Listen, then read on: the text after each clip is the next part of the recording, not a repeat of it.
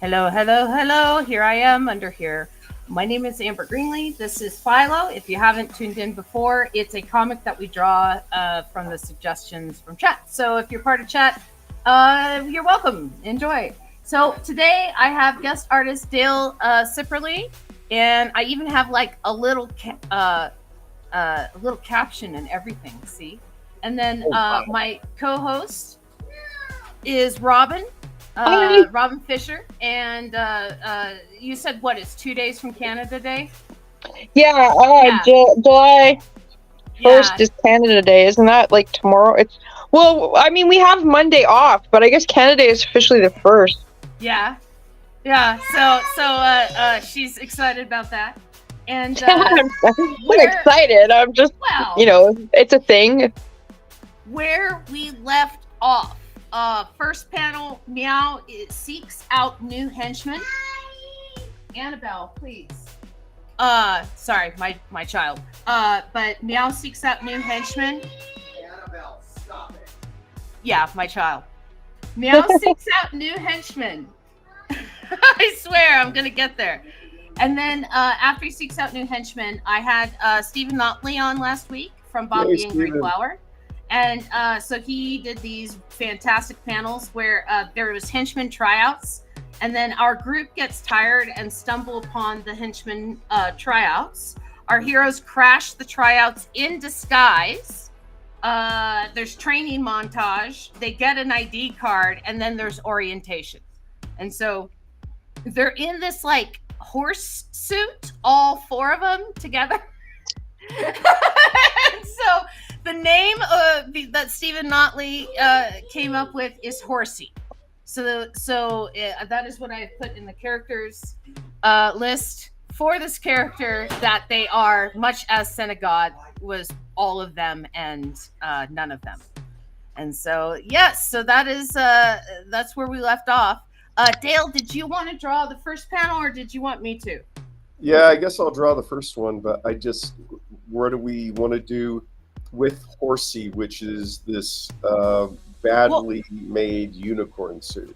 Well, Horsey is a henchman for Meow now, and he's Okay. gone through orientation. But I'm wondering, like, does he get brainwashed by orientation? And he's like, he like only serves Meow now. Oh, you mean like that scene That would be funny. with Hans Zarkov in Flash Gordon where they're brainwashing Zarkov to work for Ming? Sure. All Yes. right, that's what I'm looking at. All right. So I would say orientation brainwashes. Like, would they brainwash the whole group or just one of them in the suit? Well, I don't think it's going to brainwash any of them because it's a freaking horse suit.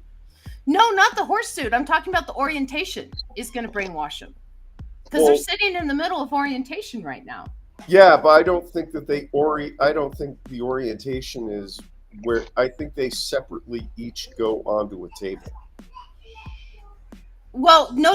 They're all into one suit, right? So Yes, they're all in the one suit, but they put all of them in the suit onto a table for the brainwashing.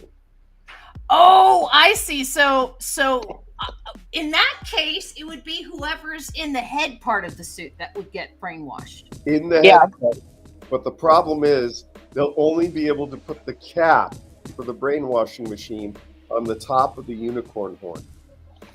Oh, Oh, it doesn't brainwash any of them. Yeah. Okay, was I kind of- like that. So they I was kind of attempt- envisioning like a Clockwork Orange sort of thing where they're strapped to the chair and at least the person in the head gets brainwashed because their eyes are like, Okay, so your caption is Meow attempts to brainwash the group. Okay. Give me a minute. Okay, and then so what no, we're gonna- wouldn't it be he attempts to brainwash the henchman because he doesn't know that that's the group? Oh yeah, I suppose. Yeah, so he Meow brainwashes his henchmen. Period. Yeah. Yeah. Yeah. Okay, that works. And then I'll do panel 2. So what happens after they get brainwashed? Well, he just said none of them get brainwashed. right? That was the whole point of that. Well, I'm talking about the act, the attempted act of brainwashing. I think they need to be stumbling around, pretending they've been brainwashed. Okay. Well, do they know that that's what happened? Like, everybody else just gets up and starts going to work, right? Well, I think that Then they would just be copying them, right? So that they go on. Oh no, wouldn't they just be copying everybody else so they wouldn't get caught?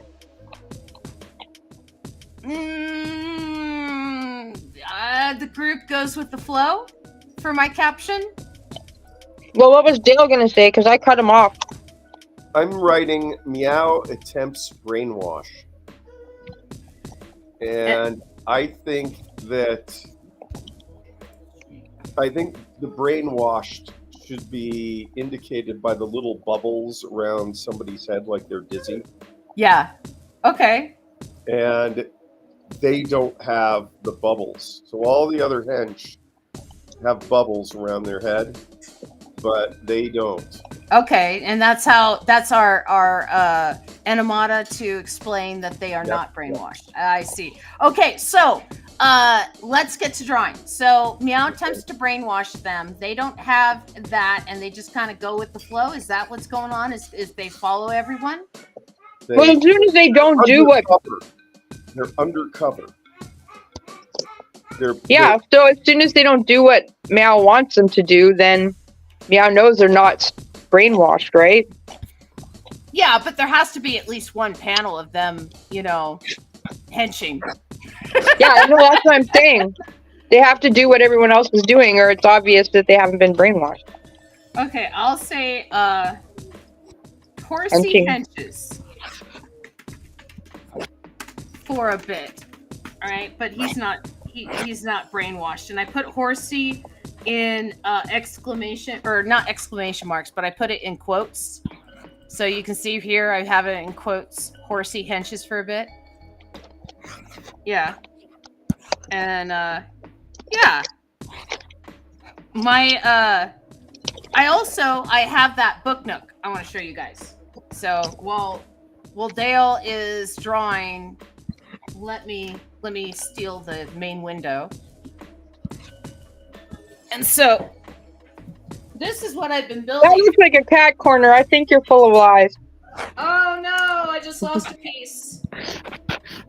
I just broke it. Oh wow. Yeah. So you can see that's awesome. Yeah, it has like little envelopes and stuff that I had to make. That's cute. That is not what I imagined when you said you made a book nook. Oh no, but I'm gonna have to figure out how to fix this piece that I just broke. What fell off? One of the okay, let me see if I can show it to you guys. One of the lights. Oh, cute. Yeah, so so I have most of the piece. So I'll see if I can fix it if I didn't lose the rest of it. Oh, good. I found where it broke off. Okay, excellent. So I'll do that. And I'll put a Horsey back up there being brainwashed to distract from the fact that I haven't even started drawing yet. Well, the book nook was worth sharing, I have to say.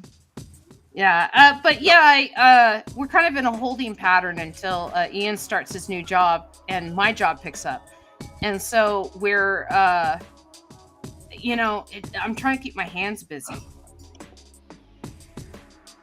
That's smart. Yeah. I got asked to do another podcast. Really? Yeah. On the same night? Oh heck no. She wants, it's one of the girls or women that was on the panel with me at the Hamilton Comic Con that I did on Queer Cartoonists. Mm-hmm. And she actually grew up in Sault Ste. Marie, which is the same town I grew up in for my about that. Yeah, but teenage years. I didn't know that she asked you to be on her podcast. No, she just suggested it last week if I wanted to do like a little podcast with her, but it's like, her vision is kind of like that show with Katya and Trixie Mattel. the Not drag really. queens? Oh, Not okay. really. I don't know it It's- that well. It's just like a video show where they just talk about whatever. So it's not like art oriented, even though she's a cartoonist. It's just going to be like us talking about our lives and It's chatting. yeah, exactly. And she just wants to do like 15-minute segments, and I think that's pretty cool. And I was also trying to come up with different ideas to do with the show. Like, I thought it'd be cool if we could do things that we haven't done before and like then record it. Like, not anything weird, but like I was thinking, you know, for example, I've never been on a snowmobile before. It might be really fun to record that first experience between the two of us, like together. Yeah. So just things like that. Well, I understand the draw of a podcast with someone you can actually touch in person. Yeah. No, actually, she lives in Hamilton, so right now I've asked her, like, she doesn't want to do it as a video, so I'm like, well, maybe we'll just phone each other and I'll record it that way. Yeah. Because I'm not going to go all the way out to Hamilton just to do the show. That's silly. If I had a car, it would take like an hour, but by bus, it's like 2 hours, so I'm not doing it. What were you going to say, Dale? I don't remember.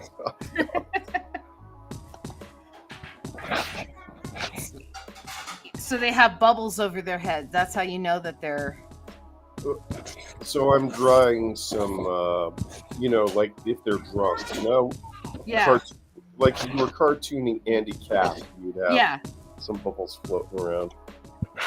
Andy Cap, there's a name I haven't heard in a long time. Andy Cap is my spirit animal. Really? Drinking you don't strike me as an alcoholic wife beater. Yeah. No. I just like that it's just the same strip over and over with the same gag. Hi, Kay. And it even got a TV show. Yeah, that's true. Hi, Kay. So I want to hear more about this Canada Day. What do you do? This Canada Day. What do you think it's like? You have your Independence Day. Do you think it's any different than that? Yeah, they launch fireworks and have barbecue. Basically the same. Because like it's not celebrating it's not celebrating our independence from the UK. What it's celebrating is us coming together as a country. Like we united all the provinces and we became Canada, whereas before we were like disparate countries almost, you know, because we were so big. So it's just like, you know, I don't even know what year we're at. Let me check here. I think it might be 152. How old is Canada?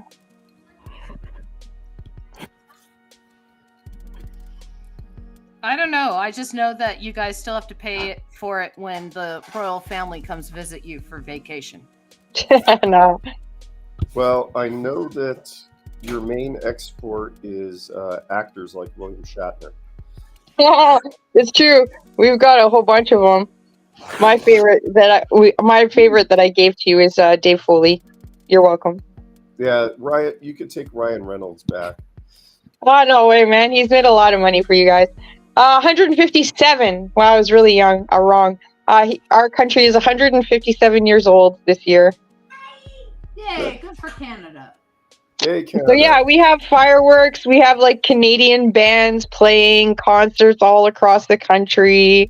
We have like, you know, it's a big celebration, barbecues and Canadian flags everywhere, and lots of Tragically Hip will be played. Lots of dill pickle chips will be eaten. So you don't like get naked and like dance around a giant butter tart that's like loaded with Americans? That would be fantastic. Yeah, but no. Do you know what a butter tart is? Yeah. What is it? Explain it to me. It's just brown sugar, and it's like you I think you add milk and you caramelize it, and you just sometimes there's pecans in that tart, and that's it. That's all it is. Just sugar syrup. It's like, but it's not like a syrup because it's thicker, but it is pretty goopy. But you have to have a sweet tooth because it's just hardcore sugar. Okay, that sounds incredibly high tech and advanced. You people are civilized. Well, our poutine is off the hook. Nobody has anything like that in their little food repertoire. You mean poutine?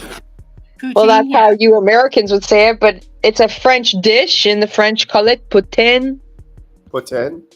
Poutine, yeah. You have to have proper squeaky cheese to eat. Yeah, that's right. It's a curd. You need the cheese curds. Yeah, that's not an easy thing to find here. We used to get them at the farmer's market. And, my grandma used to get them for me when I was a kid because I used to like to eat the cheddar ones. And this was before I even had the poutine. And she used to go to a dairy and get them. They would sell them at the dairy. So if you know if there's a dairy nearby. But I don't know. Poutine is becoming more popular. I don't know about the States, but in Canada, you can actually buy those curds in a lot of places now. And when I lived in China, my friend had a bar that was like a Canadian bar. And we discovered a guy in Beijing who was French, Canadian, Chinese, and he was making his own smoked meat from scratch and his own cheese curds from scratch. So we bought a bunch, and I was having poutine in China.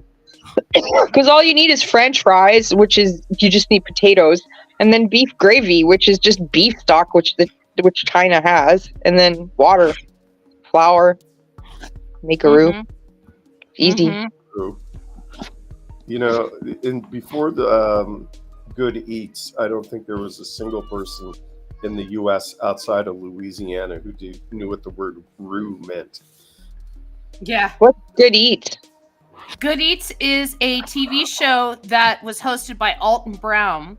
Oh, yeah, I know who Alton Brown is. Yeah, it went over more than just recipes and stuff. It went over the science of cooking. Yeah. You know? Yeah, because I would watch him on...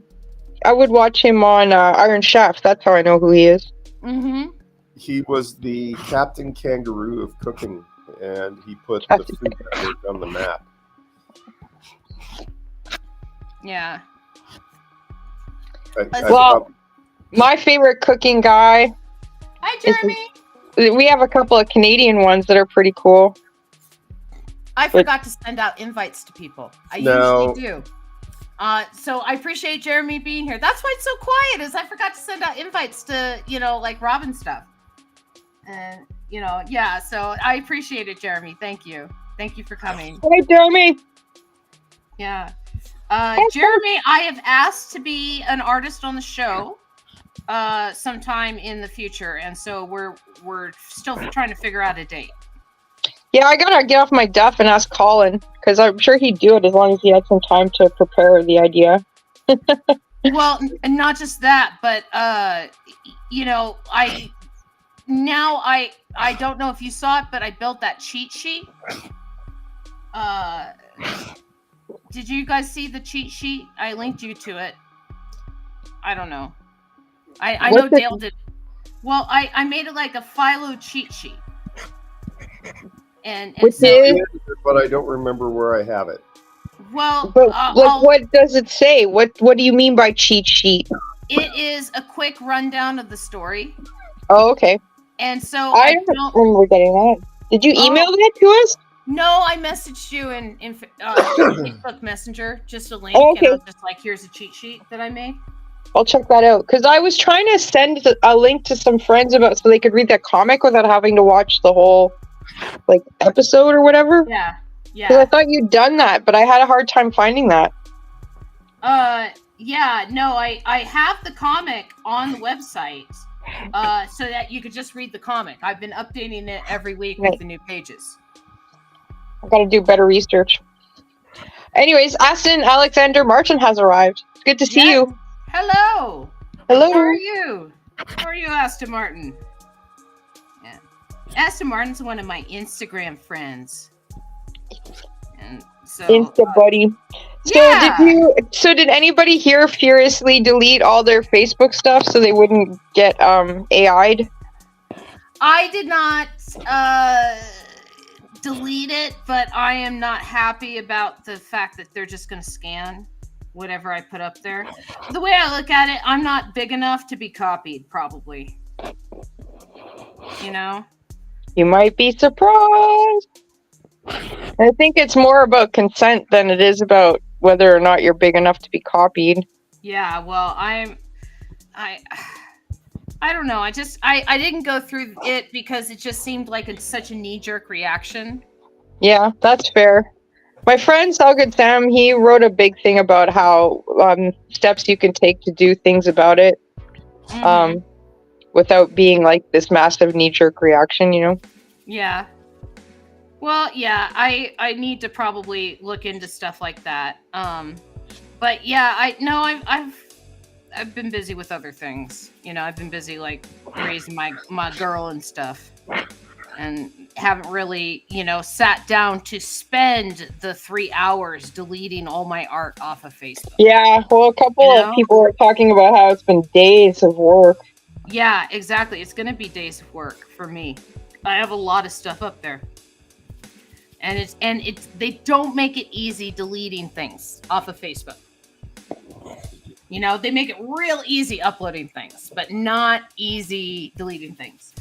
Nope, I'm going to reserve posting and prepare for my potential lawsuit by the U.S. government against Meta, says Jeremy. I hope you're correct. Yeah. I don't know. I don't know. The U.S. government just made it, the Supreme Court just made it easier to tip government officials. They said it's not a bribe if it happens after the act's been done. Yeah, that's the whole point of it. They're paid to do it. Yeah. Yeah. It's only a bribe if they're given the stuff before the act's been done. That was their ruling. I don't understand that. That's scary. Well, that's because Clarence Thomas made over, what was it, over $2 million a year, $4 million a year, or something like that, in just bribes from one guy. That's what we know about. That doesn't even count what we don't know about. It feels so hopeless down there. Like, yeah. Like, I can't even believe that Biden is running again. Like, they honestly had nobody better to put forth. AOC's too young. Could we change the subject? Okay, sure. Dale doesn't like talking about politics. No, that's fair. I'll shut up. It's not in this forum. Yeah. It's my views on We got an election coming up this year too. It's going to be crazy. But yeah, we don't have to talk about politics at all. That's no problem. Yeah. I appreciate it. Well, it is a re-election, and he is eligible as president re-elect. Yeah. Let's talk about our golf game. Their adjacent relevant topic change. No. I hate golf. Yeah, I'm not a golf fan. I took a course in it, but I never played a game. No, I played it once while I was stoned. That was fun. I feel like golf courses should be given to the homeless, because that would be like a much better use. And even though George Carlin said that in jest, he was onto something. Yeah, and so I'm gonna check in on me, because we've been looking at him drawing up there, and so this is kind of what I'm doing. I imagine this is like the inside of the base. Carlin was right. How come we don't have T-shirts that say that? Carlin was right. Yeah. Yes, he was. He's right about a lot of stuff. Bill Hicks is another one that I constantly think about, where I'm just like, he'd be rolling in the fucking grave if he heard anything that had happened since he died. Yeah. Bill Hicks would be a good one. Another one that's no longer with us that I just really miss, Mitch Hedberg. Yeah. You know, Mitch was a good one. Mitch was a really good comedian. He had a silly mind, and I appreciate the fact that there was whimsy in his joke telling. My current favorite comic is a Canadian guy called Glenn Wool. He's quite dark, but also very, very hilarious. Yeah, I wish I'd been reading more comics, but I built book nooks instead this week. Oh no, that was a stand-up comic. because we were talking about Colin. Oh, stand-up comic. Okay, I'm sorry. Speaking of stand-up, Actually, I do have a comic I can show you guys. One comic came in from Germany this week. It's actually kind of funny. It came in from Germany from a French publisher, but it's by my buddy Dave, who lives in Ottawa. Yeah, that happens sometimes. Yeah. Okay. One last thing on the previous topic before we end it. Weird Al Yankovic made a song about the debate. That's it. Okay, let's continue on. The new debate? Yes. Yesterday? Yes, and it's called Wow. Deja Vu. It's amazing. That's I fast. listened to it earlier. Yeah. Okay. And he auto-tuned their voices. You know, it's just yeah. It's and it has this amazing alliteration and lyricism and so that's all I will say about that. I collaborated with another content creator comedian. Yeah, that's correct. He did. And I think the other content creator comedian is the one who did the auto-tune stuff. Who said the thing about the content creator comedian? Let's see. I so hope it's a soft cover parody of the Dionne Warwick song. Dionne Warwick. We're not getting that. That's not on my typing. Is that like on a different app that they're saying that? What the Weird Al song? No, you were saying what somebody was saying to you. Oh yeah, no. I'm reading Jeremy's lines. I'm reading his comments. Oh, maybe my. That's interesting. Okay, well, I have a bunch of different programs that help me with comment. Okay, we lost her. I have a bunch of different programs that help me with comments, and I think like those ones are the ones picking up. Can you see me? Can you hear me? Yeah. Okay. Can you hear me? Yeah. Okay. Yeah, no, I was reloading because I don't have those comments. Huh.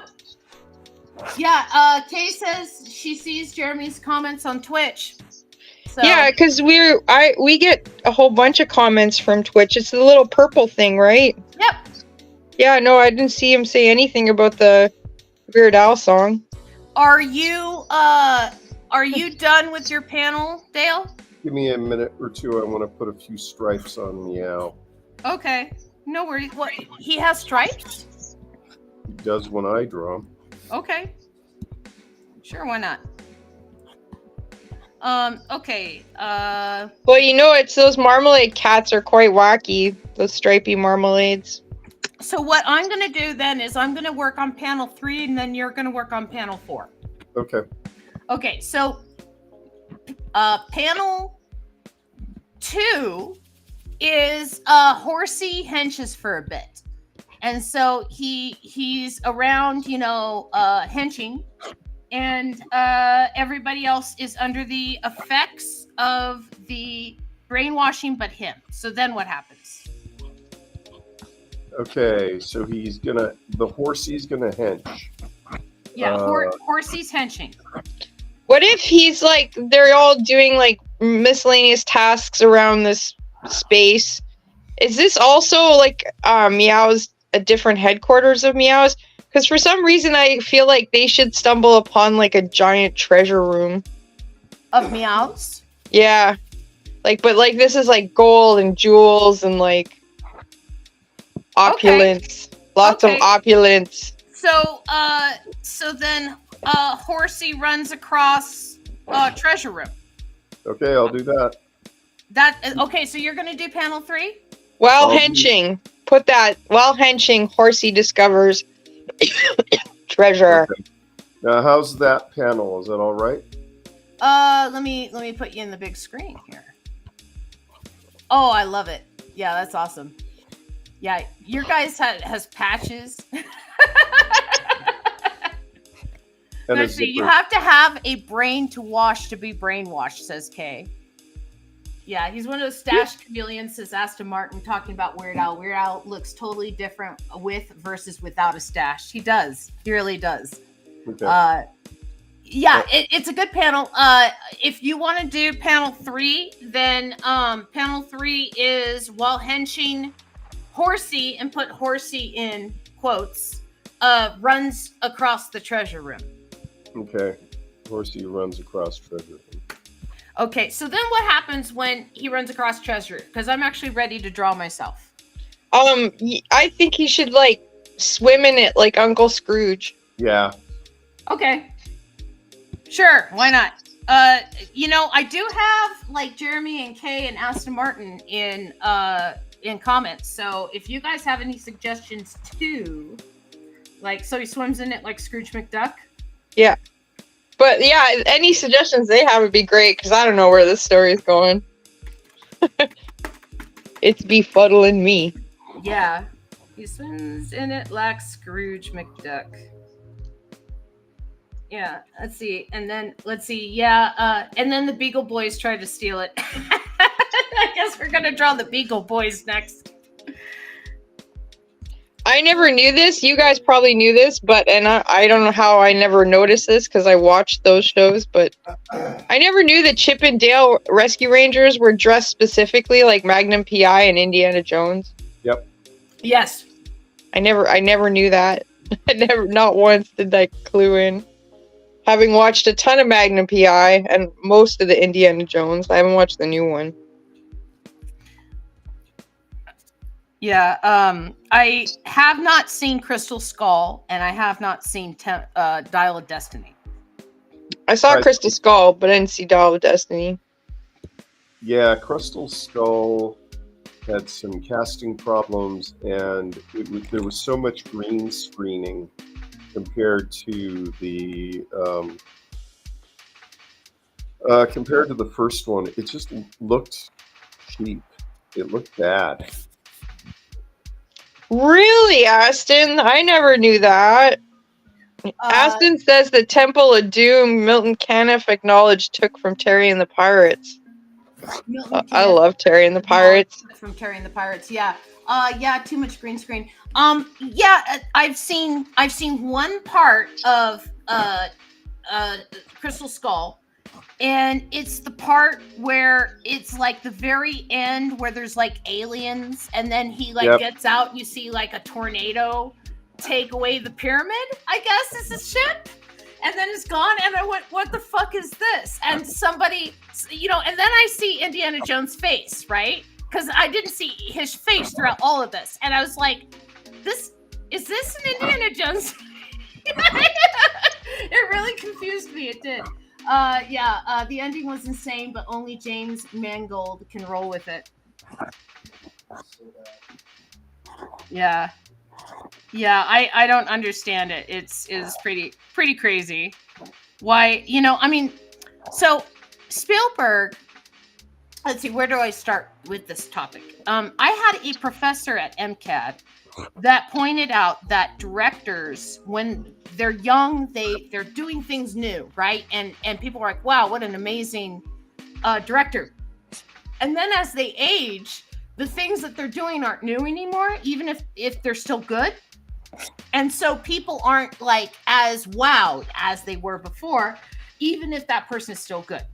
Mm-hmm. And so I think about that all the time with Steven Spielberg, that he's an amazing director. No one's going to deny that, right? But then he like puts out movies like that, and you're like, why are you doing this? Do you need the money? Like, it's I don't understand. Let's see. Aston Martin says, I drew Dragon Lady the other day. Robin, to be honest, I only discovered Caniff the other day. But I really love his craft from seeing his work in the old VHS tape where he mentions that. And then Jeremy says that was about Dial of Destiny. I was anticipating Mangold to do something incredible, but he mostly played it safe. And Aston Martin says Spielberg's best film is really a Kubrick film. Are you talking about AI?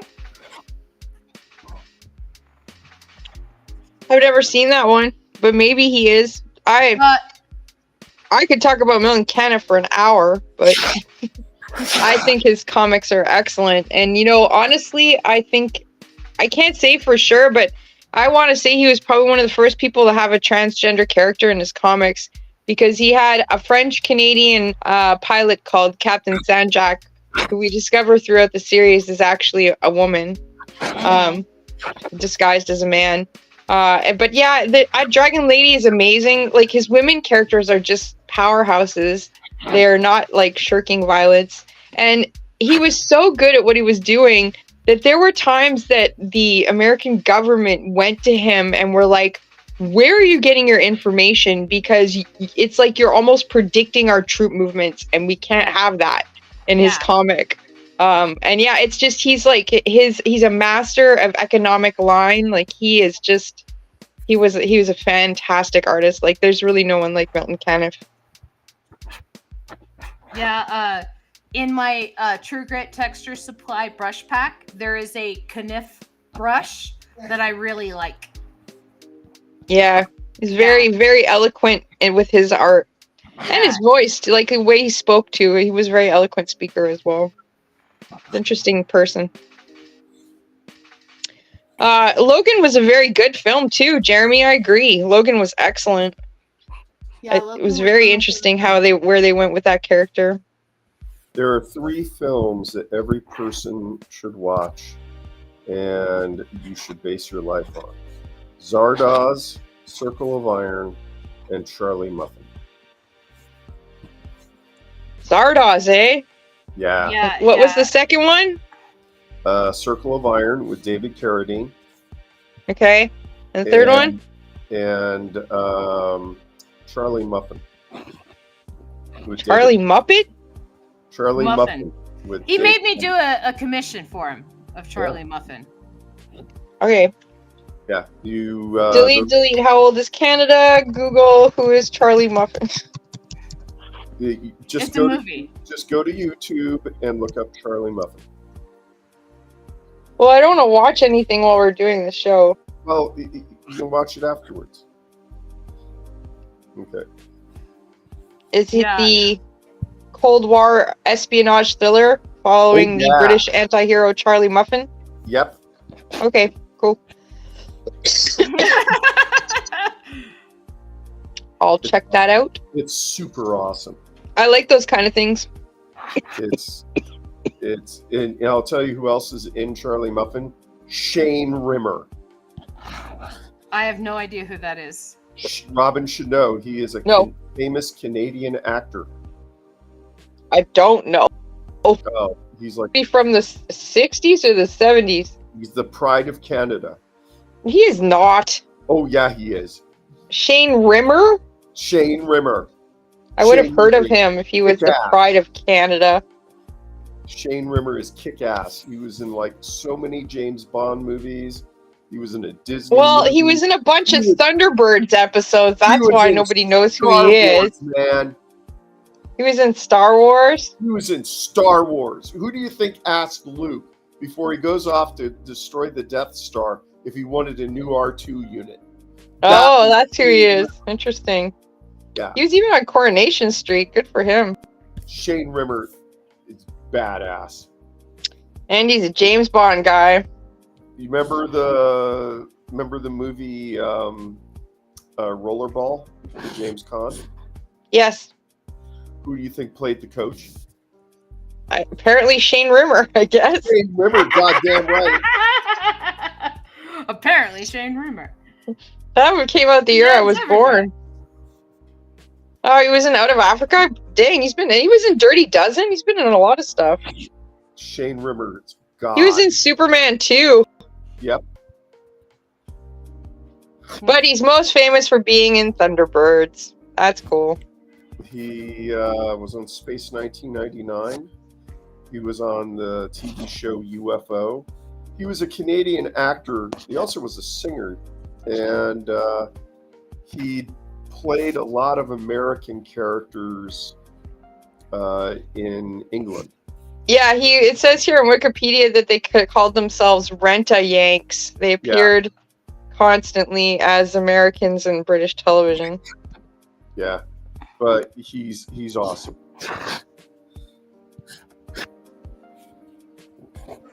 But yeah, Charlie Muffin's awesome. It's Charlie Muffin.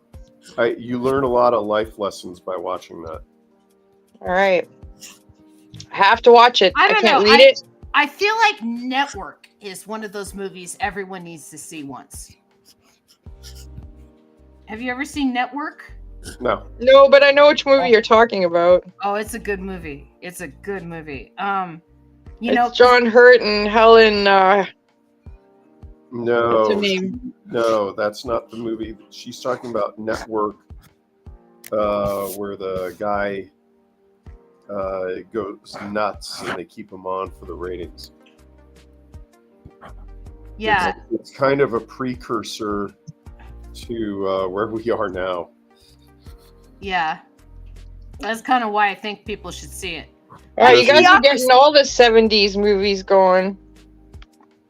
The 70s predicted a lot of things that are happening now, like Soylent Green. Soylent Green is people. It is people. Oh yeah, okay. I don't know this one Network very well. But I know what movie you're talking about, but I haven't seen it. Soylent Green. No, I think the one I was talking about might have been a newspaper one instead of a film one, a TV news one. But you definitely want to watch Circle of Iron. Circle of Iron. Well, I've got Charlie Muffin up. Let me get Circle of Iron. Circle of Iron. You'll have to look for that on Tubi. Oh, I got Tubi. Okay. Oh yeah, it's the Carradine. Good old Carradine. Yeah. Okay, here's another movie that everyone needs to watch. The Court. It was directed by Richard Moore and written by Bruce Lee. Yeah. What the hell? What a movie. Sorry, we were interrupting Amber. Sorry. Bruce. Yeah, go ahead, Amber. Sorry. Oh no, I was just saying that another movie that everybody needs to watch is The Court Jester with Danny Kaye. Yes. Any Danny Kaye, let's be honest. Yeah, you know, like it's just it's good wholesome fun. He was one of my first crushes because when I was a kid we watched Hans Christian Andersen often.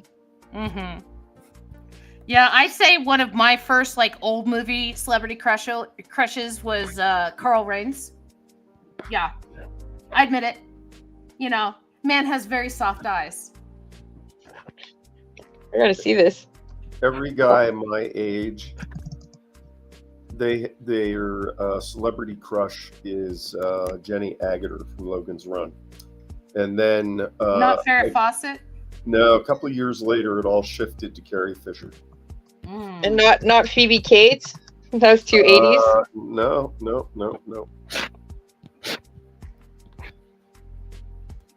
Let's see. Bruce Lee. Yeah, man. I watched a documentary about Bruce Lee, which was fascinating. It told this story that I'll never forget that I just thought was the coolest thing ever. So, like, most people know the story of Bruce Lee. He was famous as an actor in Hong Kong before he came over here. Mm-hmm. And he started getting involved with the street gangs, so he got sent to, like, Seattle. And, is this about his dancing? Or no, it was San Francisco. No, it's not about his dancing. In San Francisco. And so he started teaching classes in martial arts. And he had a bunch of students, and he decided to take them to a movie so they could see what, like, the Hong Kong kung fu movies were like. And he took them, and they're all sitting there, and he's actually there with his girlfriend, who eventually became his wife. He's not saying anything. The movie starts, and he's, like, the main actor in the movie. Yeah. And his girlfriend's like, what? And she's, like, looking at him, and he's just smiling. Like, because they had no idea he was, like, this Hollywood or Hong Kong film star, right? Like, I thought that was the funniest thing. It's funny you should say that, because when the gosh, I'm trying to remember what movie it was. I think it was Spy Hard. When that was in theaters, Weird Al Yankovic did the same thing. He was single at the time, and he took his dates to go see Spy Hard. And he opens the movie of Spy Hard with the song, and so, you know, he'd like, and look over, and like, they'd be like, wait a second, is that you? Yeah. What a flex, man. That's like the best flex ever. Well, he met his wife that way. I guess she wasn't impressed. So I have like a money bin thing going on here, I guess. I don't know what you're doing, Dale. I think that documentary I watched, I think it was the 30 on 30. You know that series? It's really good. Yeah. It's on Disney. It's like a ESPN, I think, or TSN series. Mhm. I've watched one about Kurt Russell's dad had his own baseball team for a while called the Mavericks. Mhm. There was one about that. And then I watched one that was all about Dennis Rodman, which was excellent. Because the way they made the movie, it was really interesting. And then the one about Bruce Lee, I think, is it's called Strong Like Water or Flows Like Water or something. But it's like a 30 by 30. They're really good documentaries. If you're into certain sports people, I guess. The movie Circle of Iron, that was something that Bruce Lee wrote, and his goal was to play the teacher in it, and he was going to play the teacher, and his friend James Coburn was going to co-star as the student, and Bruce Lee passed away, but the film was eventually made with David Carradine, and I forget the name of the other guy who's in it that plays the star, but it's a martial arts movie, and it's set in this fantasy world, kind of Conan-like, but it's shot in Israel. So if you watch it, you can sometimes recognize locations from Jesus Christ Superstar. That's interesting. It is a lot of fun. Eli Wallach is in it. Christopher Lee. Christopher Lee's in it. Roddy. Are you part of the Facebook group? It's That Prop. Are you part of that group? I'm not. So what it is you know how props are reused in movies all the time? Yeah, you mean like the ultimate machine that's used in Star Trek 2 and Yeah, exactly. Yeah. Or like that probe thing that was also Spock's coffin, but they've also used it in a bunch of episodes as a probe or whatever. So it's a whole group around that where people will have different pictures from different movies and stuff of literally the same prop. Yeah. And so or the same costume or something. And so it's fantastic. There are two props in Circle of Iron that I would want. I would want Cord's necklace. No, three props. The bamboo flute in that David Carradine plays. And I'm not going to spoil it. There's a prop at the end which is so cool, and I want it desperately. Are you still drawing? Yes. Okay, then I'm going to move on to panel 5. Yeah, I'm drawing this enormous treasure heap. Yeah, that's fine. I'm going to move on to panel 5. So so where we are is while henching treasure, and so there they are. They're looking at the treasure. I like the fact that you've established that Philo is inside, because we haven't seen him for several panels. And so then from there, he swims in it like Scrooge McDuck. I guess I should say they swim in it like Scrooge McDuck. I have a story. Yeah, what's that? Okay, so Chuck... Can we figure out the next panel first and then get to the story? Sure. Okay, so after they swim remember it's about Chuck. Yes. So after they swim in it like Scrooge McDuck, what happens? Do they just fall flat on their face? Do they steal find something in the treasure pile? What's something? That's I don't know yet. Fine, I'm gonna leave it to you. All right, they find something in the treasure pile. Okay. Jeremy, don't cringe. It's not so bad to write a report about Dennis Rodman. He's a very fascinating person. Yeah, don't forget he was in Demolition Man. Was he? Wait, no. That's Wesley Snipes. Wesley Snipes. Never mind. Yeah. I'm sorry. No, I was thinking of wasn't he in one with he's fighting Jean-Claude Van Damme? There's a tiger at the end in the Coliseum. You're probably right. Yes. Yeah. Jeremy thought that we agreed the Beagle Boys were going to steal. I want to know, are they going to steal the whole entire everything in the room? So the Beagle Boys are going to show up and steal money from the vault, or they just break into the vault? I don't know. This is Jeremy's idea, man. We need Jeremy's input, but he's more focused on the infamous cocaine scene with Dennis Rodman and Double Team. That's the movie that I was thinking of, was Double Team. And yeah, at the end, it's insane. There's like, they're at the Coliseum. There's a big fight. There's a tiger on a chain. You know, it's just like, why is this going on at the Coliseum? Like, but there they are fighting at the Coliseum. Just the magic coffee machine. That ending was so ridiculous. Yeah. Okay. So we're gonna have the Beagle Boys show up, right? Beagle Boys show up. All right. So now I have to figure out how to draw the Beagle Boys.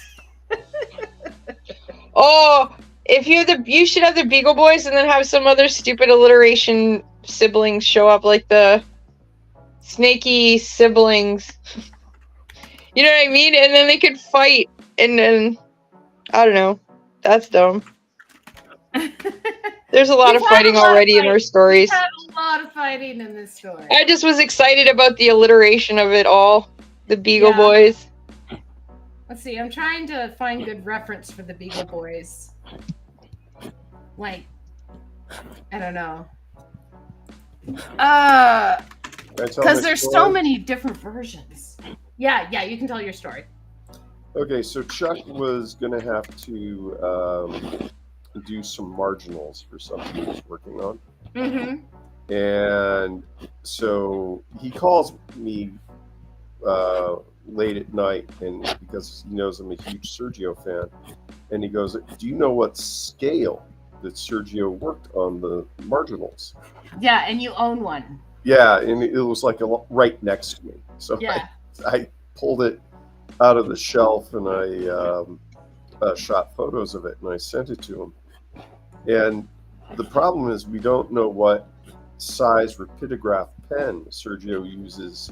Did you actually go down to Flax and identify it with the pen lady? Well, that was one alternative, and the other alternative was I thought, I could message Sergio's daughter, but I thought that was kind of crass, and because I don't want to disturb him because he's cranking out group. Yeah, so you said that you had contacted Scott Shaw on your show earlier. Yes, today. And he went. I guess he went to lunch with Sergio, or he went to go visit him, and so Scott Shaw sent me the answer back.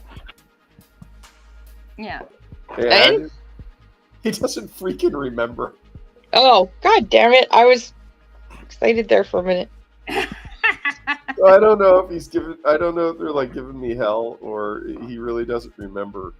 So I may have to go to Flax. Somewhere I've got a picture of the inside of his briefcase from years ago, which he stores all his drawing stuff when he goes to conventions and he's cranking out pages. So I might have a picture of the pen somewhere. But I gave Chuck the bad news. He didn't care. Well, does he have to work thicker on those marginals because they're printed so small? He uses one line width. It's weird. Mads started printing the marginal art full size and referred to it as drawn out dramas. And I don't know if he's still doing the marginals at all, or if Mads getting any new work. Well, I was under the impression that the Mads that are coming out now are just all reprints. There's nothing new in them. Yeah, I got the impression that maybe there's some new stuff from them, but I don't care. I'm looking forward to the new grooves. Yeah, well, I think Sergio's enjoying making those a lot more anyway because, he has full creative freedom. I hope so. He's I think he really, really, really enjoys group. Mm-hmm.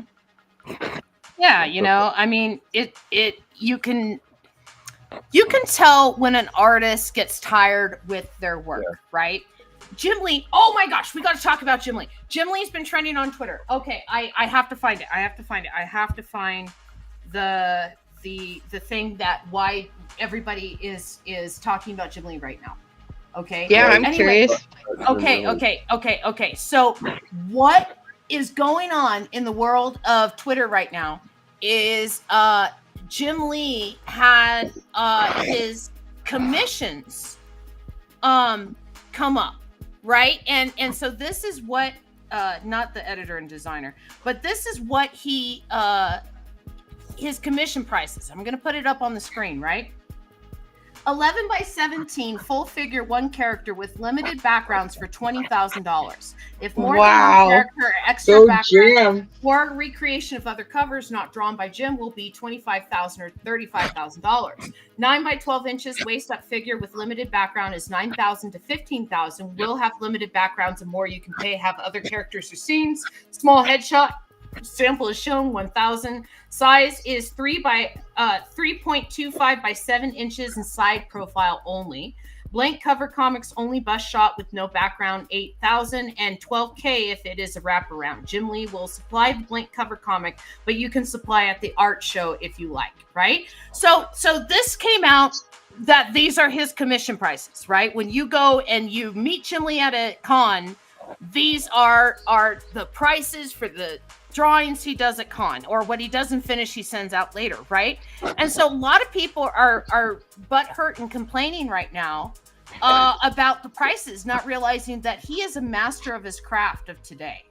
Yeah. Right? Like he has earned $20,000 a page for pages of his beautiful work. I can tell you a story about him and two other of them, and it illustrates perfectly why he's the better artist. Yeah. So, he defected. You have to understand that I was an intern at Wildstorm when I was 13. Mm-hmm. So, I used to, erase the pencil off of his pages. Nice. After Scott Williams turned him in and stuff like that, I that was one of my jobs. Cool. I got to hold it. I didn't get to keep it. Yeah, anyway, I digress. Anyway, go on. So when they defected from Marvel, it was him, Todd McFarlane, Rob Liefeld, and there was a couple other guys too. But before they all defected, Marvel actually asked them to do these VHS sort of learn how to draw with. Yeah. The Marvel way, taught to you by kind of things. And it was Stan Lee Presents. Yeah. And so the first one I watched, I have them on VHS. The first one I watched was Todd McFarlane. And he did this character called the Prowler, which is basically Spawn. Like the cape, everything, it's pretty much Spawn. And so, it's Todd with his, curly cues, and the cape is everywhere and stuff. And, Stan Kraken wise. Mm-hmm. Then you watch the Rob Liefeld one, and the character is two-dimensional. He's got no feet. Rob himself is sitting there going, yeah, you got to draw a lot of gear, got to have a lot of gear, and it's just it's the Cable, just standing there, right? Whereas Todd had Prowler crouched on a ledge or something. Yeah. Then you get to Jim Lee. Yeah. And first of all, you have to remember he studied anatomy. Is he a registered doctor, or did he quit? I don't know. He went to medical school and he quit after I think his first or second year of medical school. But he does. He had cadaver dissection. Yeah, but he has a pretty firm understanding of anatomy. Yeah. His drawing was a woman tied to the chair in the foreground, and in the background was a bad guy climbing through the window, leaving, while in the midground there was a cat cleaning itself. Yeah. There was so much going on in one panel, and you're just sitting there going, okay, you can clearly see who's got the talent out of these people. Well, yeah, I mean, there's that, but Jim always had time for you. Like I said, I was just an intern there, right? And I was at San Diego Comic-Con the year before, and man, I really want to draw comic books, and I live so close, and I want to come down, and here's my portfolio. And he's like, well, we could use someone to come in on Saturdays and sweep and answer phones and stuff. And like I said, it was grunt work. I cleaned the toilets. I remember the day that Jeff Campbell came in with his suitcase in one hand, his portfolio in the other. I remember watching Jim Lee teaching Jeff Campbell how to draw pages and how to draw them quickly, right? And I don't think Jeff listened. I think he just kind of wanted to draw comics the way that he wanted to draw comics. It appears that Dale is done with his panel. I am. Okay, so I'm drawing the Beagle Boys coming up from the ground. And so I don't know what we're going to do next. Okay, am I done with this one? Yes, I believe you are done. Okay. Yeah, so I don't know what we're going to do next yet. I don't know what I'm going to do. Let's see. Hey, that's really great rendition of the Beagles. Oh, thank you. Well, it helps when you have reference, you know? Yeah. Helps when you have reference. So the Beagle Boys are coming up. Do our team notice them? Are they like shoving gold into the butt of the horse? Like, what's going on? I so want to draw someone shoving. No, that's inappropriate. Yeah, where would it go? Normally I do like to draw butt shoving, but yeah, well, that's just it. Is like I was thinking that they would use the bottom half of the horse as a bag, right? Like they'd shove it into the legs and stuff, right? You know, I don't know. Would they be like, hey, there's a way to get into your treasure room. You know, they hide in it. They hide in it on the Millennium Falcon. That's what Jeremy says. Oh, the Beagle Boys from Walt Disney. I was wondering what you were talking about. What'd you think I was talking about? You have to remember I'm terrible with names. Okay. I've got names, Heiser. Name something. The Beagle Boys. So they figured out how to get in the treasure room. Yeah, the Beagle Boys figured out how to get into the treasure room. So then what happens? Give me a minute. Right. Maybe the Beagle Boys are mad that somebody's already in the treasure room. Let's see. I'm just randomly coming up with ideas off the top of my head. Aston Martin says, unless the name is Caesar.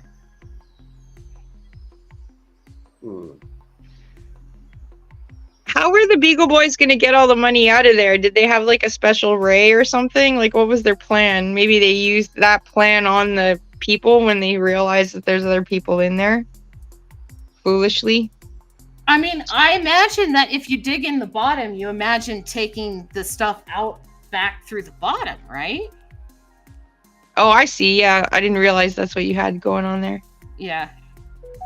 Trying so to. is there like a giant slide at the bottom of that thing where all the money was going to go? Is that where our crew could just like escape? I don't know. I'm trying to draw very Beagle Boy looking faces here. So okay, I don't know. Would the Beagle Boys be mad that somebody's in there? Yes. So their eyes lock? Is that Dale's panel? Yes. Okay. And it shows the Beagle Boys having those like angry things coming out of their. I'm gonna go full Popeye and have daggers coming out of their eyes. Awesome. Okay, that works. God, if I can remember how to draw the Beagle Boys. Again, I have reference up. Oh, yeah, I'm eschewing reference. Yes. No reference. But what's my slogan? Your slogan is their eyes lock. Their eyes lock.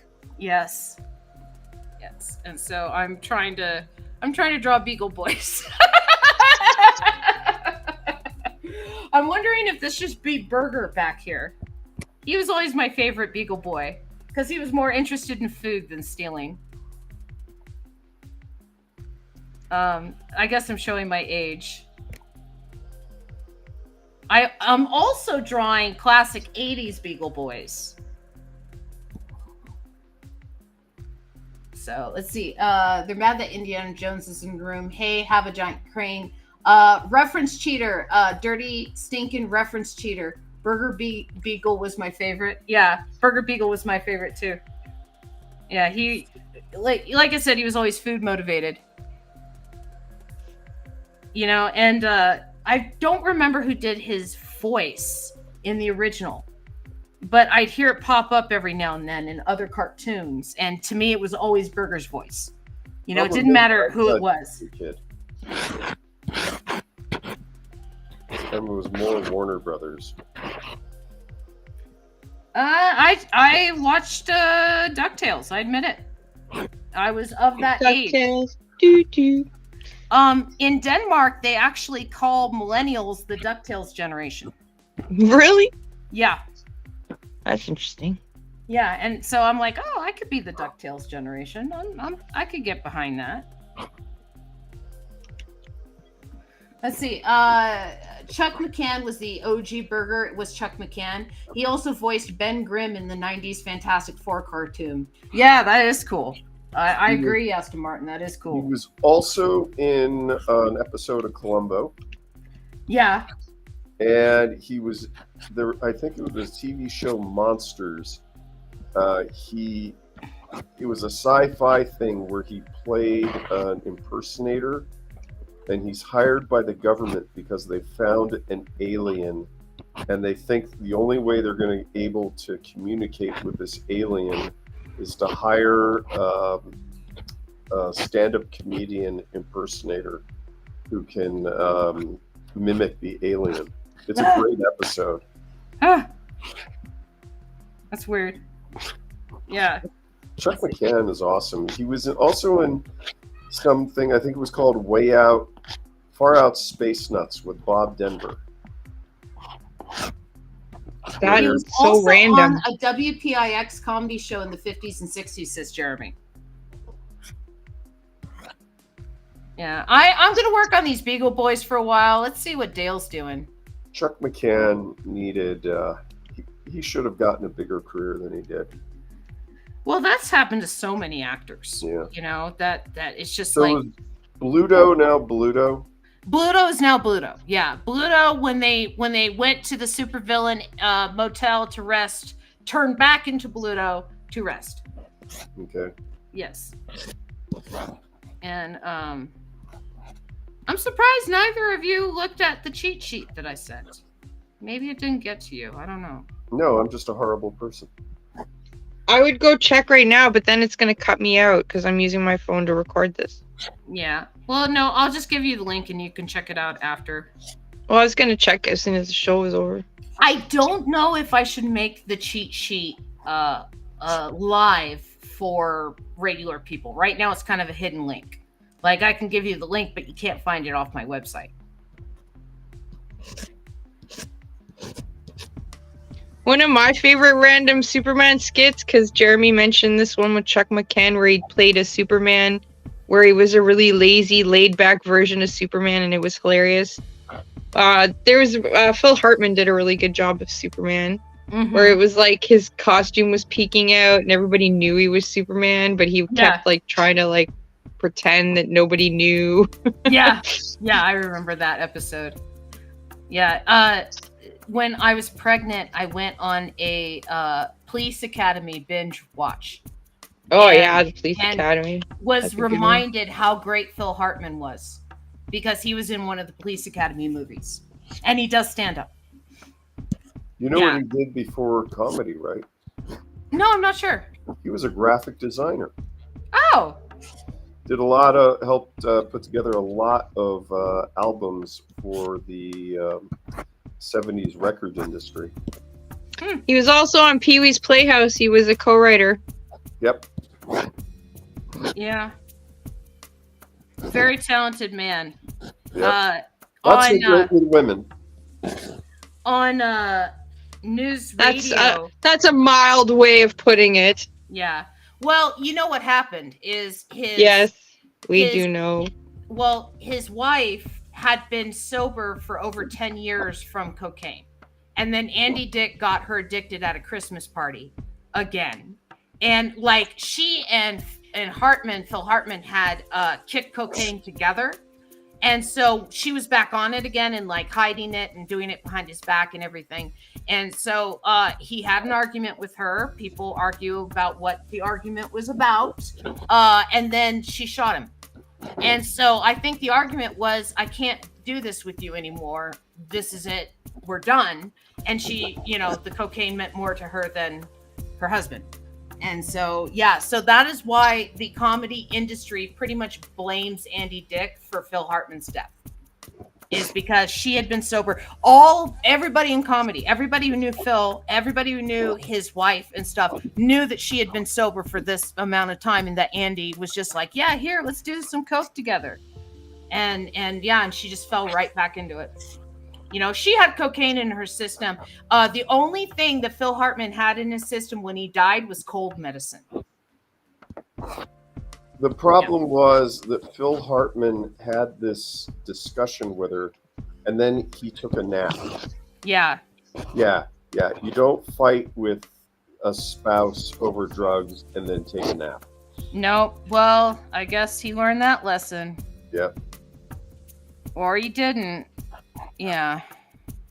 And so, that's why John Lovitz blames Andy Dick and has gotten into physical altercations with him.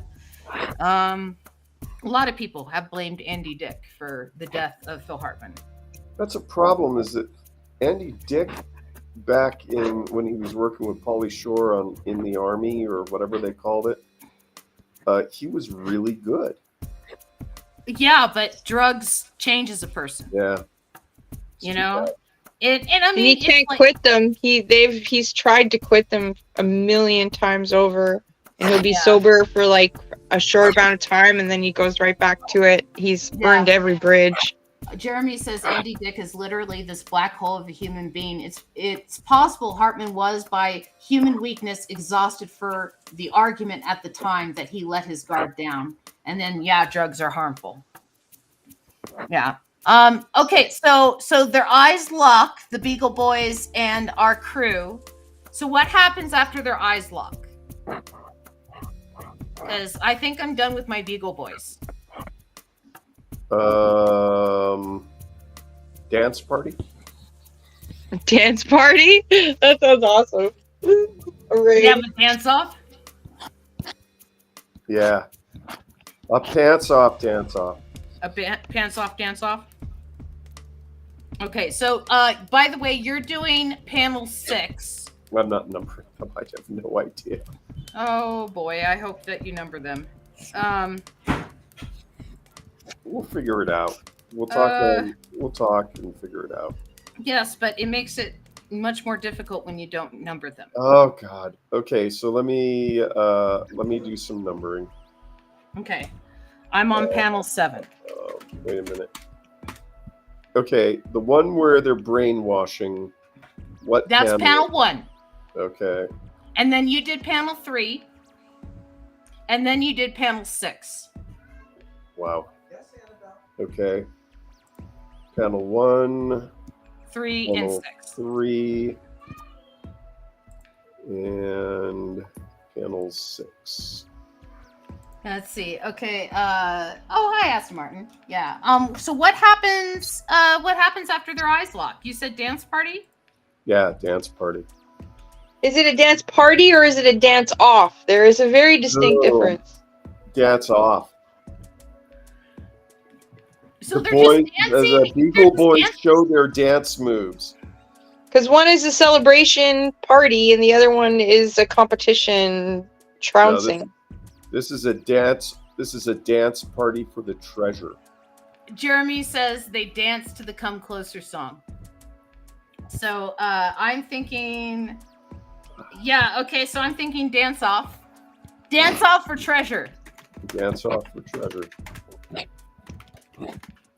Dance off for treasure. So Mal shows up. Well, that could happen next. We are at 15 minutes till the end, so this might be the last panel. I'm not sure. It just depends on how fast Dale is drawing. Ah! Pressure! Let's see. Dance off for treasure. So we're gonna have gosh, I gotta have like all kinds of Beagle boys. What dance battle? Dance battle. Ma Beagle! I forgot about Ma Beagle. Ma Beagle has a dance off? Ma Dance Beagle battle? needs to dance. They have a dance off. Dance battle. Wouldn't I she don't be the judge of the dance battle? I don't know, because then she just side with her sons. Exactly my point. Let's see. Yeah, let's do our little Beagle boy eyes here. Yeah, I'll click on Dale. Dale's drawing much more. His drawing's much more interesting than me trying to draw Ma Beagle.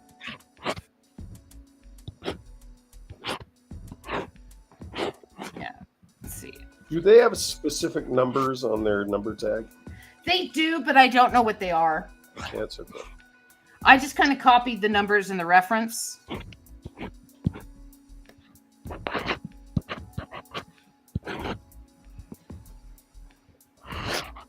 Let's see. All right, so we're doing her little hat with the flower.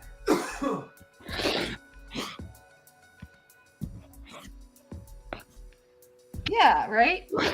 Ma Beagle. That kind of looks like Ma Beagle a little bit.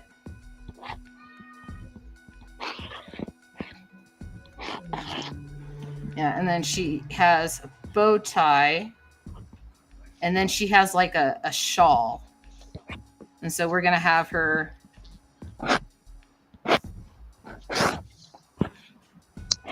She's doing.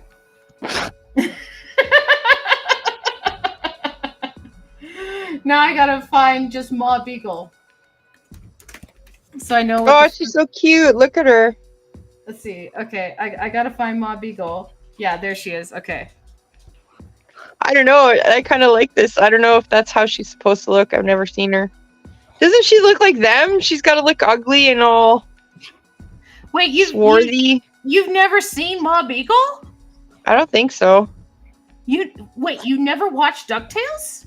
No. Yeah, I have seen DuckTales. I just don't remember what Ma. DuckTales all the time. She's Ma Beagle. She was June Foray did the voice for Ma Beagle. I'm busy making a family. See? June Whoever 4. that is agrees with me that Ma Beagle is a deep dive, says sexual. June Foray is cartoon voice royalty. Yeah. I mean, June Foray was just everywhere. She passed away, 2 years ago now? Yeah, she had a long run. Yeah, she did. She also did Grandma Gummy in the Gummy Bears. She I watched the Gummy Bears. Yeah, she's having a whole bunch of sons, says Jeremy. Who, June Foray or Ma Beagle? Ha ha ha ha ha. Do that, and then yeah, the new Ma Beagle looks totally different than the old Ma Beagle. Well, hey, Amber, you got a compliment. You should read it. Oh, gotta say, though, I only just arrived and I recognized Ma immediately. Yay! Hi, Skix! Ma Beagle, it's canon. She got busy and raised a whole bunch of beagles. Well, here's my question, okay? Where's Pa Beagles Beagle? have big litters, so that's not a surprise. Well, here's my question. Where's Pa Beagle? He's some rando, like the tramp. He just came by one day and made her filthy with babies. Many cartoon characters reproduced through parthenogenesis. I don't know. Like, I think that cartoon characters just reproduce when someone says, yeah, let me draw an extra person. Yeah. Ma Beagle's baby daddies. They never have children. They have nephews and nieces. Which are really bastards, but they don't want to say that, so they're nephews. Quote unquote nephews. Well, here's the thing too about the beagles, right? Is it doesn't say that they're siblings, so they could just be a clan of beagles. It does though. They're the Beagle brothers. No, they're the Beagle boys. They're the family, Beagle boys. but they're not necessarily brothers. They're clones. And I'm wrong. Yeah, they're the That's a Beagle very boys. good point. So I'm just saying that, I know my DuckTales. Woo! There's very few hills I will die on, and one of them is duck related. So let's see, and then we'll do that. Nephew, Aston Alexander Martin's on a roll right now. Yeah, is favoring your nephews for a job of nephewtism. She did have a lot of dozen sons, I believe. Yeah, I don't know, and let's. I haven't drawn Philo in a while, so I'm gonna draw Philo dancing. You make me feel like you make me Philo dancing. That was awful. I quack myself up. Very clever. All right, we got 10 minutes, so make it a good panel. Make it count. I'm working on it. Drawing monkeys. No, I'm just saying that because I don't think 10 minutes would be long enough for you to finish another panel. So just take time with this one. Oh, okay. Yeah, that's what I mean. Okay, and then let's see. We're gonna do this. I quack myself up. IRC. I think that's the literal meaning of nepotism from Latin. Is it in real life? Yeah. That's the real meaning of nepotism. Let's see, and then let's see. We're I gotta draw Bluto too, because I haven't drawn Bluto in a while either. We have to make sure that Bluto is still in the comic. Bluto, Popeye. There we go. This is a good Bluto. Okay. And yeah, let's do his big wide mouth toothy grin. Yeah. Let me go back here, and so then this way you guys can kind of see what I'm working on. And I think this is going to be the last panel, which is dance off. Are you guys gonna have some like musical notes so that we know they're dancing? Yeah. Because they look kind of crazy, just kind of standing there. Well, I mean, I'm not done with the panel yet either,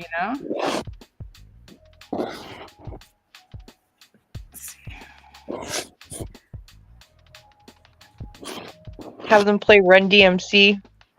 It's like that, and that's the way it goes. Boogie Beagle? There was a Boogie Beagle? There was beagles for all kinds of different reasons. For next time, don't forget Boogie Beagle. I just remembered Boogie Beagle. Yeah, there's a variety. There's also like Brainy Beagle, who had like the graduation hat with the tassel on it. As a word nut, thank you for affirming that joke. Yeah. And then I guess we're gonna have some musical notes here.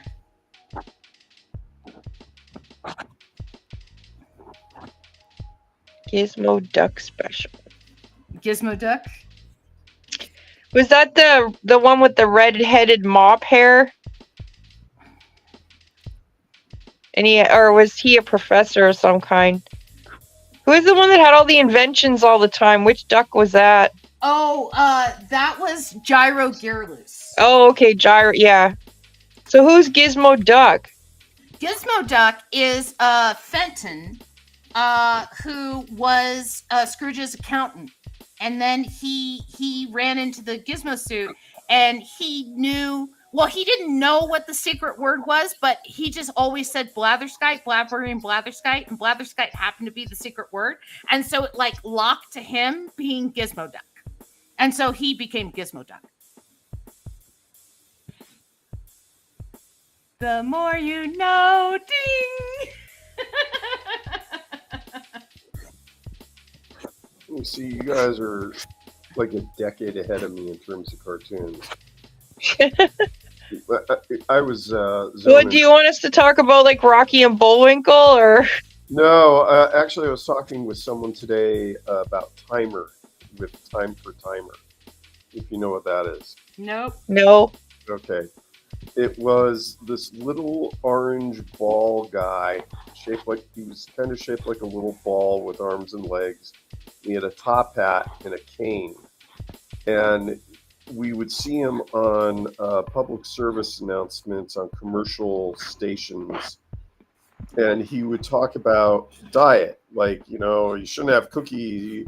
I have a hankering for a hunk of cheese. And he would like teach you how to put a piece of cheese between two crackers and call it a wagon wheel. This character, most kids didn't see the two TV specials that he was on, which were kind of tours of the interior of the human body. So you would take a couple of kids, turn them into cartoons, and then they would tour a cartoon interior of a body. And so they did all these health-related things. Like he would teach you how to make popsicles in an ice cube tray out of orange juice. Well, Mr. Wizard did that too. Yeah, and the thing is that character Timer is a freaking brainworm. You never get rid of the jingles or the songs. Well, you're not the only one that has them stuck in your head. You should check it out, the comments there. Yeah, deep lore, Time for Timer. I hanker for a hunk of cheese, need for a shampoo more. I hanker for a hunka, a slab or slice or chunka. I hanker for a hunk of cheese. Cheese, yeah. And it took me decades to realize what Timer was. It was? I am convinced the Timer is a male prostate with arms and legs. Okay. Why? Because it wants cheese? The whole thing was you're touring the interior of a body, and he just looks like one. So that's my opinion. All right. Well, it is a theory. Timer is a talking prostate. Yeah. I'm so lost, says Aston Martin. Yeah, well, that's the show. Welcome to Does he hang out with Mr. Hanky the Christmas Pooh from South Park? No, but I'll tell you, I think Matt and Trey must know of that character because Mr. Hanky there is some similarities. That's funny. Least alone their shape. Let's see, and then let's do like Bluto's weird, very human fingers.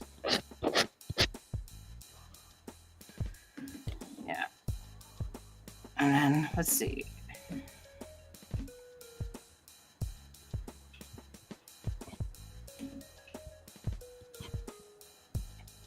There we go. Let me check in on Dale. Are you done with your panel or are you still working on it? I'm still working on it. Ah, damn it. I'm not happy with the mouth, so I'm going to fix that. And I have to do that by changing my color. So I haven't heard much about Adobe lately. Are we still all pissed off at Adobe? I am. You know, they were doing sneaky stuff, and then they're sneaking into their terms and services that they're just going to scan your stuff that you make with them, and then anything that you uploaded to their stock images. Yeah. You know, like they can just scan and make a copy of it and not, pay you. Yeah. For, your original. They're cannibalizing everything. I honestly think Adobe expects to die soon because of AI. Well, I mean, Adobe embraced AI. Yeah. Like they're the ones that are going, oh yeah, you can now do this with AI, and you can be an artist without without having any talent or skill or put time into it. That's Adobe doing that. Heidi Host is Kay. And then I was going to end my subscription this month, but I am waiting until I have a suitable substitution for some of their other products. I already began the uninstallation process, though. Adobe is the Facebook of image programs. It's a shame because Photoshop was invented by a Lucasfilm employee, and then that took on more layers than after I said that. Yeah. It's Clip Studio Paint I switched to, and it's pretty good.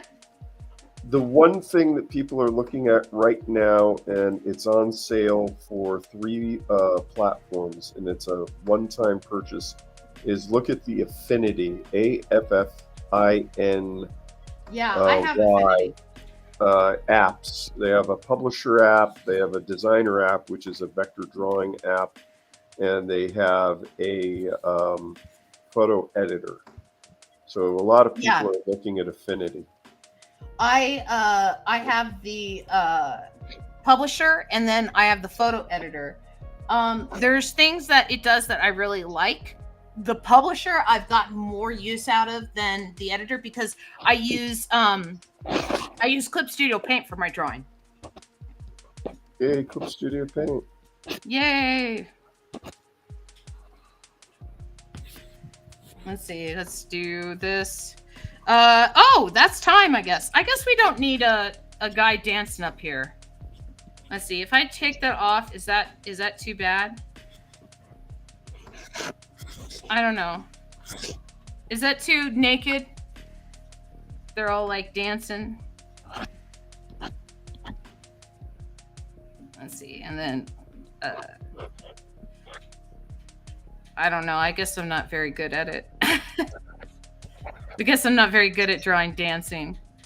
I'll just draw feet there. You just kind of like draw a little dust cloud. No, what I'm going to do is I am going to turn this one into Otis's feet. So we know that's Otis.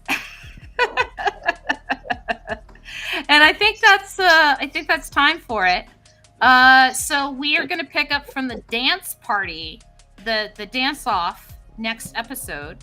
I believe Kay is going to be my artist next week. Kay's in the comments right now. Hi, Kay. And so yeah, like make sure that you tune in next week. And, my panel done? Yeah, your panel's done. Let's check out your panel. I want to see it.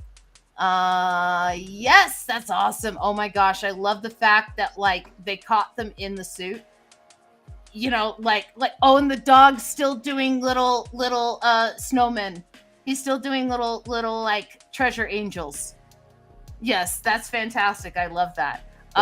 And then after that they have a dance off, and this is where I went with the dance off. So yeah, thank you very, very much, everybody. I want to say goodnight to Robin. Good night, Robin.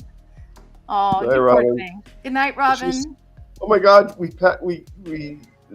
zonked out Robin. We zonked out Robin. Oh, she has a very busy job. I want to say thank you very much, Dale, for being an excellent co-artist today. And yeah, there's me. Let's make sure that I turn off art.